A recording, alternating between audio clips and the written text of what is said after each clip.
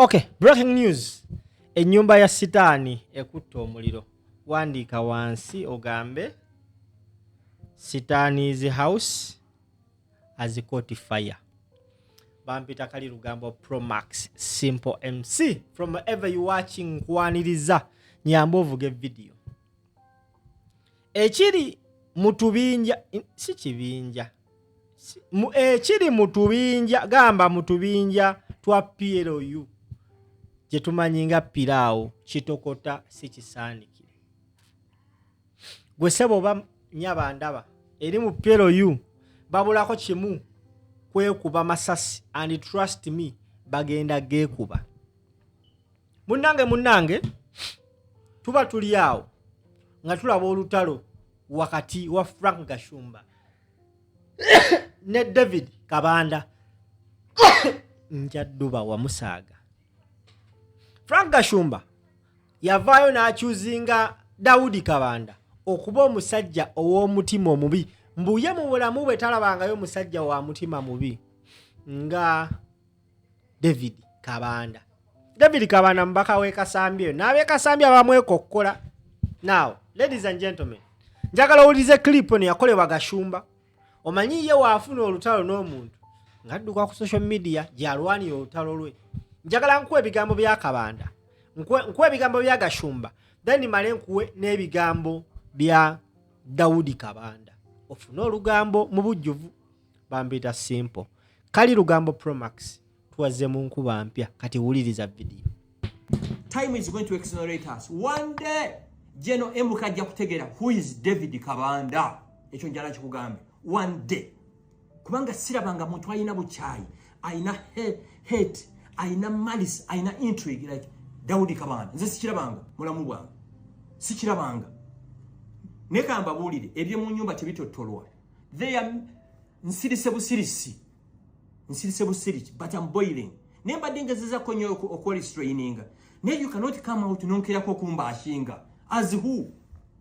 As who nze siri mulonzi wo? Siri mulonzi wo, siri munaku ngabo okisuubira. Mutegera ndowooza nze ne pakasiza mbaddewo. PLU, I can survive without PLU. I can survive without government. Kuba ne contract obutono bwenfuna mu government mufuna nganze okitegera ndowooza.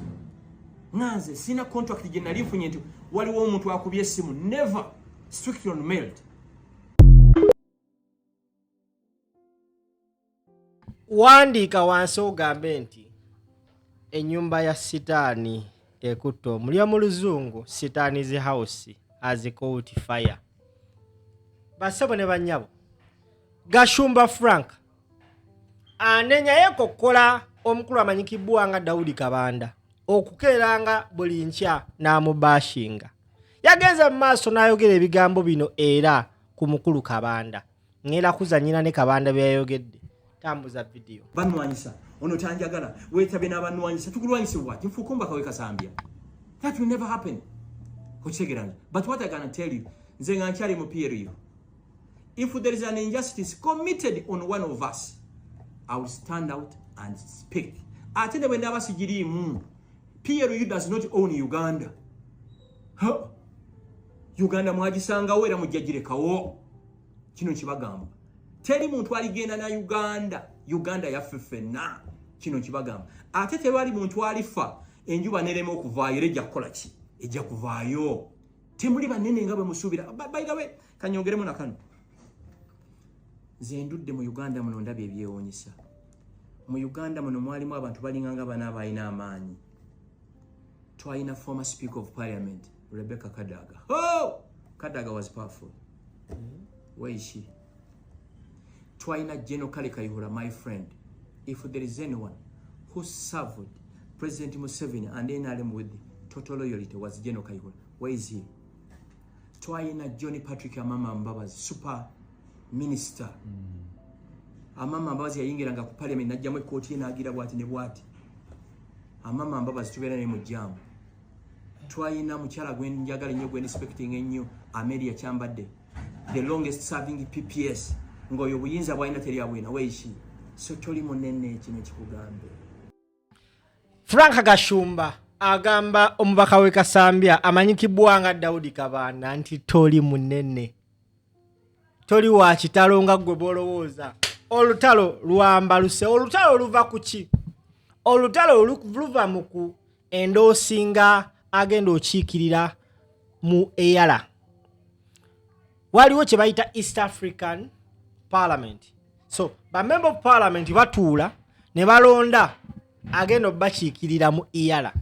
Now, aba PLO baendosi batandise okwendoosinga abantu baabwe nonno bana aba PLO sina kibiina kya byabufuzi just kabinja binja nga onomanya nti waliwo obubinja waliwo akabinja k'amatatu waliwo akabanyoba walaji waliwo akabinja kabali b'amayirungi kale kugamba weekatyo.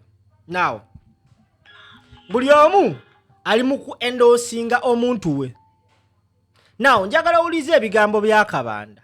Ate then nkuzije nkulaga ekiguddewo Muhoozi Kayine Lugaba ku Kabanda ne Frank Gashumba Olowoza akyuzinze kaani. Abantu bagenda tandika okwenyaga, mugenda tandika owulira amasasi bullet bagenda kupisula omuntu esasi mu kabina.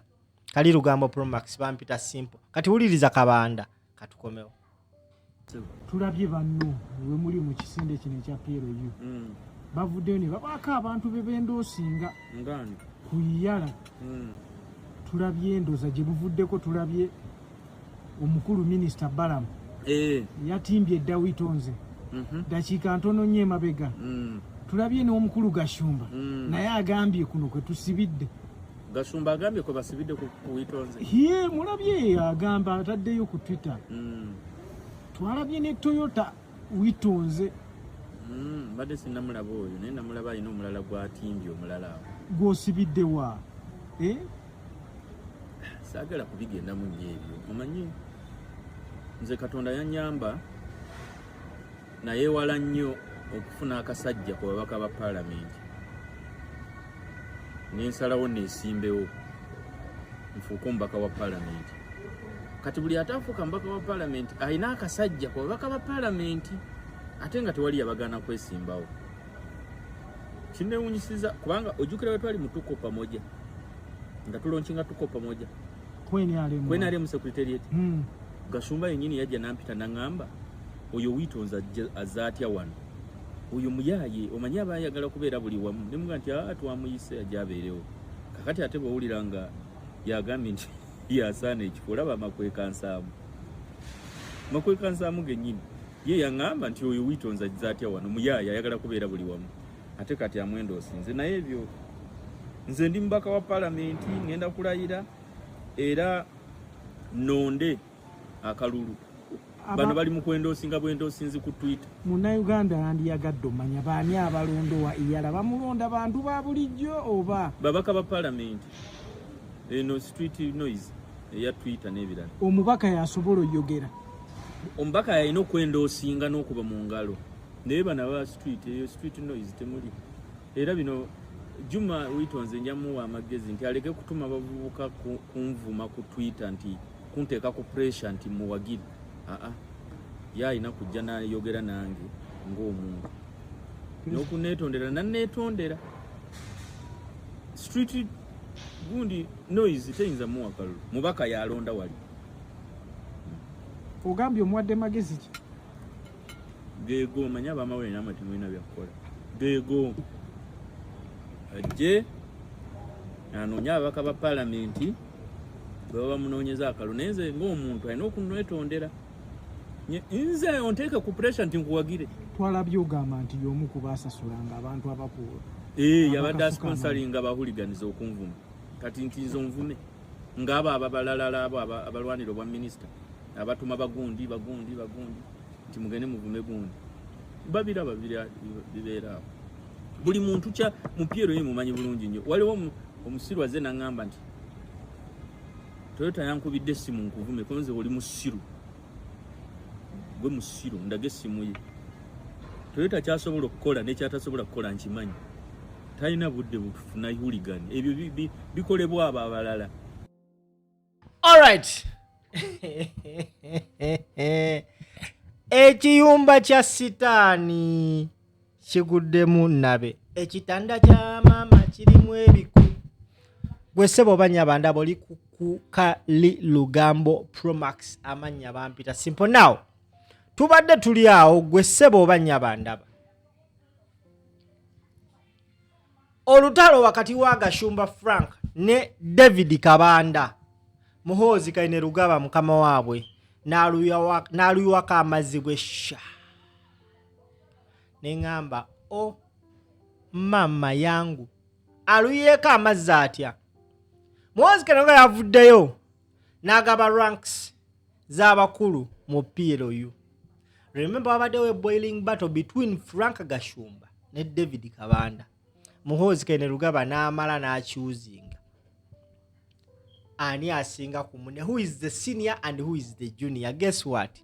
Tubadde tuli awo omukulu n'abagabira ennamba ku mukutu n'ateekayo ennamba z'abantu abo. Era gwe ssebo banyabandaba wogenda ku TikTok account y'omukulu amanyikibwa nga Andrew Mwenda avuddeyo n'agamba nti yesterday yakoze statement n'agamba PLU statement. The chairman of the Patriotic League of Uganda, General Muhoozi Kainerugaba, has issued the following numbers to PLU members. These numbers reflect the historic role played by each member in the founding of the organization and also their seniority. PO stands for Patriotic Officer, the number for now. Cover members of the Central Committee, the top governing body of the organization. More numbers will be issued in due course for non-CC member. Olwataddeyo post muna Uganda n'alindirira okumanya ennamba z'abantu bassebo ne bannyabo. Mu namba 1 yeetaddemu General Muhoozi Kainerugaba. Mu namba 2 n'ateekamu Andrew Mwenda. Mu namba 3 Michael Nuwagire Toyota. Mu namba 4 Edwin Kalugire oya negwero piro yukabaka. Namba 1 Muhoozi Kainerugaba. Namba 2 Andrew Mwenda. Namba 3 Michael Nuwagire Toyota. Namba 4 Edwin Kalugire. Namba 5 David oba Daudi Kabanda. Namba 6 Baramu Barugahale. Tuli fenna. Namba 7 Michael Mawanda. Namba 8 Lilian Aba. Namba 9 Cedric Babu oyo yafa. Namba 10 mwe mujidde Frank Gashumba. Namba 11 Henry Basaliza. Namba 12 Fadil Tuwala. Abo beyasosoteekayo abantu 12 bassebo ne bannyabo. Frank Gashumba ali mu kifo kya namba 10. Gwali naye kumbiranye ali mu kifo kya namba 5. Kabanda womu mentioninga oyina obuuka abantu abalo 5 n'otuuka ku Frank Gashumba in hierarchy mu kibiina kya PLU. Frank Gashumba ozataba ka day kakabanda katika kamumanyiire. Now twabadde tuli awo omukulu era n'ayongerayo list n'agyongerako ng'ovudde ku abo babadde mentioninze. Weyongeddeyo list bassebo ne bannyabo yategeezezza old man of the clan nga bwe yeeyita Andrew Mwenda n'amugamba ku bantu abo nkusaba oyongereko abantu baneeno. Era gwe ssebo bannyabandaba nange list era ngifunyeeko. Tuli twakomye ku 12 n'ayongera ku 13 Frank tumwebaze. 14 Honorable Cheyune Kasolo. 10 ono si Essusu yes. 15 nateekako Ruth Acheni. 16 nateekako Joanna Okia. 17 Atim Jackson. 18 Ojala Mapenduzi. 19 Nelson Nshaga Basheija. Namba 2 nateekako Frank Mwesigwa. N'abagamba nti keep tuned for more. Kati eyo posti yokayoke ya Andrew Mwenda yamaze gobye mu kibya wakati wa Frank Gashumba n'omukulu amanyikibwa nga Daudi Kabanda. Mbuuza lwaki nagambe nno ekitanda kya maama kirimu ebiku. Ekitanda kya maama kikoze eki kirimu ebiku. Tubale tukyali awo bassebo ne bannyabo nga tukyali mu kwesotya omukulu Muhoozi Kainerugaba n'atekayo post stampinga in okwendoosinga Daudi Kabanda nga a senior to the rest. Kabanda kyonna kyakolera Muhoozi kikulu nno. Nze nkubuulidde omukulu takolemuwa kifo kisinga kya Gashumba. Amwongedde amayinja amalala wagenze ku mukutu gwe n'atekayo post n'agamba nti I am going to say this only once. Ngenda kwogera kino omulundi gumu. I am the one who appointed Honorable Daudi Kabanda as General Secretary of PLU. I know why I did that. I have my reasons. Those who fight him are fighting our movement. We will not allow it. They should stop immediately. Gashumba bamugobye mu kibiina. Agambye ngenda kwogera kino omulundi gumu ate gwe gusembayo sikiddamu. Ekiddako agenda bakuba kibooko kyategeeza nnono. Yenze eyalonda Kabanda David Daudi ow'Ekasambya okubeera ssaabawandiisi wa PLU. Era mmanyi lwaki nakikola era nnina ensonga zange. Abo bonna Bagashumba abamulwana balwana ntambula yaffe. Tetugenda kukkiriza busirusiru na bomba tutu obwo Gashumba sinikira muli ebinnyo kikomye immediately. Olulabyako nenfa ate jjukira nali nafadda.